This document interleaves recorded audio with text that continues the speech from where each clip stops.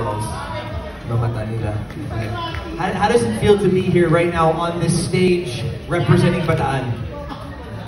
This is actually my first time to join any competition or pageant, so I'm really not that confident yet to speak in public, but so far, thank you. I'm actually doing great, and I actually used this opportunity or this platform to come out to my family and friends. Oh wow. Stay with me. That's amazing. Let's give that a big round of applause.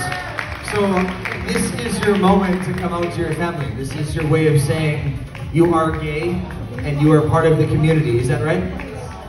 It actually happened last March 17th after the screening when they posted my picture when I joined. So, that's the time when everybody knew.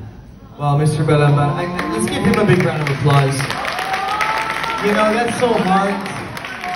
I don't know how expectations for Mr. Gay World Philippines.